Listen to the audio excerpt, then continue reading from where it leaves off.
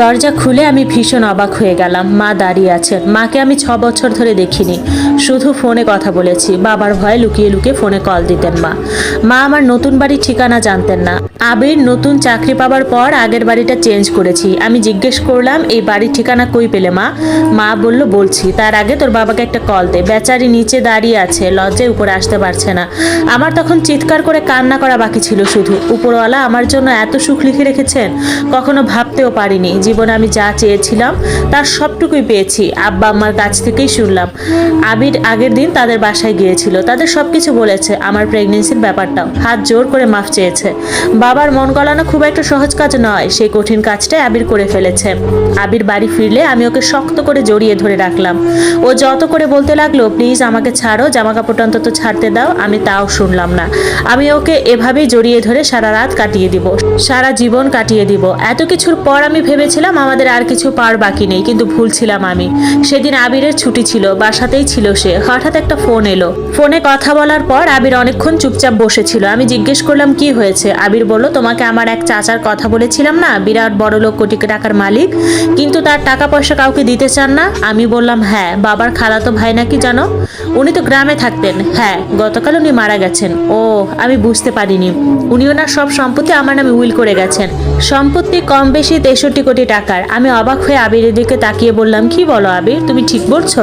আবির বলল, হ্যাঁ সত্যি। আমি আবিরের দিকে তাকালাম। চাচার মৃত্যুতে দুঃখ অথবা এত বড় সম্পত্তি হঠাৎ পেয়ে যাবার আনন্দ, যে কোনো একটা অনুভূতি দেখতে চেয়েছিলাম তার মুখে, অথচ তার মুখে এইসব অনুভূতির একটাও দেখলাম না।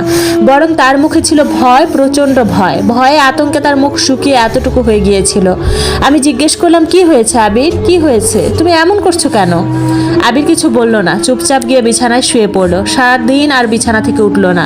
আমি রাতে রুমে শুতে যাবার সময় অবাক হয়ে গেলাম। আবির বিছানার পাশে দাঁড়িয়ে আছে, তাকিয়ে আছে আমার দিকে। ফিসফিস করে বলল, হ্যাঁ না, তোমার যখন একবার বেবি এসেছে তার মানে আমরা কেউ ইনফার্টাইল না, তাই না? আমরা ইচ্ছে করলে আরও বেবি নিতে পারবো, তাই না? আমি অবাক হয়ে বললাম, কি বলো এসব, তুমি ঠিক আছো? আবির বলল, চলো আমরা অ্যাবর্শন করে নেই, এই বেবি আমাদের লাগবে না। আমি কিছুক্ষণ চুপচাপ দাঁড়িয়ে রইলাম। কি বলছে আবির? আমি বুঝতে পারিনি। আবার জিজ্ঞেস করলাম, কি বললে তুমি? কিছু না, চলো ঘুমাই। আবির বিছানায় শুয়ে পড়লো, একটা কথাও বললো না। আর আমিও শুয়ে পড়লাম, শুয়েই ঘুমিয়ে গেলাম। ঘুম ভাঙলো মাঝরাতে। আমার পেটের উপর কি যেন চেপে রয়েছে। চেয়ে দেখে আবির। ও আমার পেটে কান পেতে কিছু শোনার চেষ্টা করছে। চোখ দুটো আতঙ্কে বড় বড়। আমি চিৎকার করে উঠলাম, ভয় পেয়েছিলাম প্রচন্ড। আবির লাফিয়ে উঠে বলল, ভয় পেও না, ভয় পেও না, একদম কিছু হয়নি। বলেই এক গ্লাস পানি এগিয়ে দিল আমায়, দিয়ে বলল, পানি খেয়ে শুয়ে পড়ো। বলেই আবির অন্য পাশ ফিরে শুয়ে পড়লো, ঘুমিয়ে পড়লো। সারা রাত উঠলো না। এরপরের কয়েকদিন ওর আচরণ আরো অস্বাভাবিক হয়ে গেল। মাঝরাতে এ ঘর ও ঘর ঘোরাঘুরি করে। আমি ঘুমালে লুকিয়ে লুকিয়ে আমার পেটে কান পেতে কিছু শুনতে চায়। মাঝে মাঝে ফোনে কারোর সাথে কথা বলে। 2-3 দিন আমাকে জিজ্ঞেস করলো, তুমি কি নিচে কালো জামা পরা লোকজনকে হাঁটাহাঁটি করতে দেখেছো? আবির এরপর আমার জন্য কিছু ওষুধ নিয়ে এলো, যেগুলো ডাক্তার প্রেসক্রাইবড করেনি। বললো ওষুধগুলো খেতে, বাচ্চার জন্য নাকি ভালো। আমি খেলাম না ওষুধগুলো। আমার কেমন ভয় হতে লাগলো আবিরকে। নায়লা অবশ্য বললো এগুলো আবিরের নাটক, আমাকে দূরে সরিয়ে দেওয়ার জন্য আবির নাটক করছে। একদিন দুপুরে ঘুম ভাঙলো আমার। ভর দুপুর, ঘরে কেউ থাকার কথা নয়, অথচ দেখলাম আবির দাঁড়িয়ে আছে, হাতে একটা ছুরি। আমি প্রচন্ড ভয় আর আতঙ্ক নিয়ে জিজ্ঞেস করলাম, তুমি কখন এলে অফিস থেকে? তোমার হাতে ছুরি কেন? আবির কিছু বলল না। ছুরিটা শোকেসের উপর রেখে চুপচাপ বসার ঘরে চলে গেল। সেদিনই আমি মায়ের বাসায় চলে গেলাম। আবিরের সাথে থাকতে ভয় করছিল আমার। মায়ের বাসায় ছিলাম 2 দিন। 2 দিন একবারের জন্য আবির আমাকে ফোন করেনি। আমার খুব খারাপ লাগছিল আবিরের জন্য। কি করছে ও? একা একা ঠিক মতো খাওয়া দাওয়া করতে পারছে তো? খারাপ লাগার সাথে এলো অভিমান। ও এরকম কেন? আমি ওর জন্য এত কষ্ট পাচ্ছি, আমার কথা একবারও কি মনে পড়ে না ওর? নাকি নাইলার কথাটাই সত্যি? সত্যি অন্য কারো মধ্যে আমাকে খুঁজে নিয়েছে সে? আমি আবিরকে ফোন দিলাম, আবির ফোন ধরলো না। সারাটা সন্ধ্যা কেটে গেল। আমি একটা ফোন কলের আশায় বসে রইলাম। আবির ব্যস্ত, তাই আমার ফোন দেখেনি। ও ফোন দিবে, একটু পরেই ফোন দিবে, কাজটুকু শেষ হলেই ঠিক ফোন দিবে। আবিরের ফোন এলো না। রাতে একটু আগেই শুয়ে পড়েছিলাম, ভালো লাগছিল না। রাত তখন প্রায় 12টা, চোখটা মনে হয় একটু লেগে এসেছে। এ সময় ফোনটা বাজলো। আমি হাতে নিলাম ফোনটা, আবিরের ফোন। ফোনটা কেটে রেখে দিলাম, ওর কল ধরবো না। আবার ফোন বাজলো। আবির কল করেছে। আমি ফোন না ধরলেও ও কল করতেই থাকবে। ধরলাম ফোনটা। আবির ওপাশ থেকে ফিসফিস করে বলল, খুব রাগ করেছো হেনা, তাই না? আমি সত্যিই খুবই সরি। আমার রাগটা পড়ে গেল তখনই, আবিরকে বুঝতে দিলাম না, বললাম রাগ কেন করব, কার জন্য রাগ করব, সে তো ভুলে গেছে আমাকে। আবির বলল আমাকে মাফ করে দাও। হ্যাঁ না, একটা জিনিস আমাকে কুড়ে কুড়ে খাচ্ছে, তোমাকে বলতে চাচ্ছি কিন্তু বলতে পারছি না, তুমি শুনে আমাকে মাফ করতে পারবে না। আমি বললাম বলো, আমি শুনবো।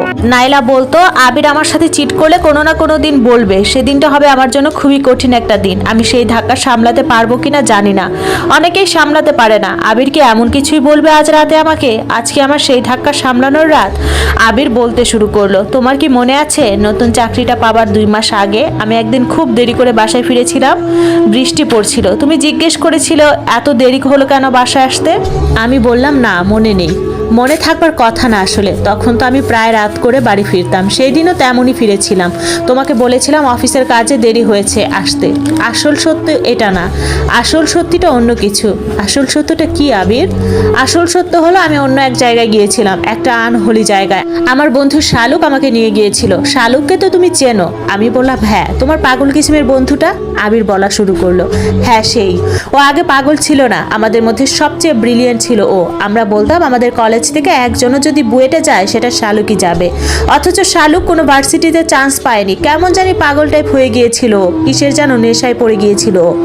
আমাকে অবশ্য কখনো বলেনি। তারপর কি হলো? শালুককে আমি সবসময় আমার কষ্টের কথা বলতাম, তুমি তো জানো এই যে আমার টাকা নেই, তোমার শখ আহ্লাদ পূরণ করতে পারছি না, নিজেকে ছোট মনে হতো খুব, এসবও শালুককে বলেছিলাম।